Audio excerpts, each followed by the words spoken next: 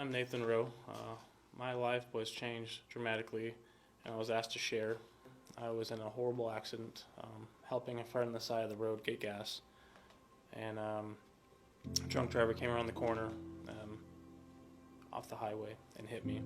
I was rushed to the hospital, passed away a few times, put me in a medically induced coma.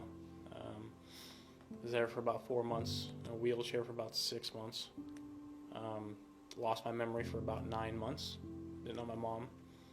Some time had passed. It wasn't very easy, but I woke up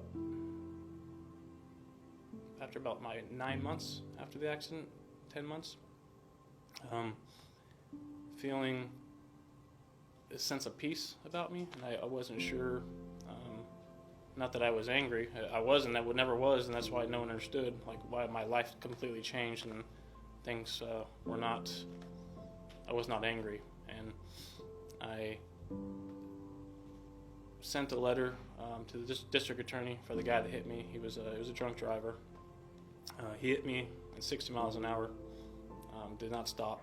So the police officers found him an hour and a half away. Arrested him. Didn't know what was happening, he says. So he was looking at between 5 and 10 years in prison. About the 1 year anniversary is when his hearing, the court case was going to happen. And I wrote a letter to the district attorney saying, I'm not sure why, but I woke up with a sense of peace, saying I forgive him. I know he has 2 kids. We make mistakes, but it's not for us to punish, so I would like to drop the charges. With that, the district attorney could not just drop the charges because he told me in a letter that it was his job to punish people that do things like that. So I get it. There was no issues. I just wanted him to know how I felt. They changed judges 2 days before the court, and the judge read my letter, looked at the gentleman and said, you know how lucky you are? And he decided to drop the charges.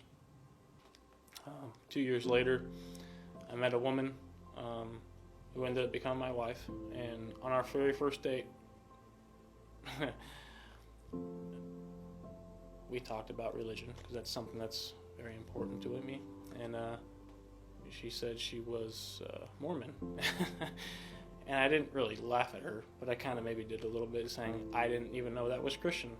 That was how far I knew about it, because I had one friend in high school that was Mormon. I worked with a few people that were, but just didn't know enough about it. And so from that moment on, because I had the open mind because of the accident, I was able to look at everything in a different way. And I was very grateful for that, because what I thought my purpose was before the accident, of either success or whatever you want to, people have their different degrees.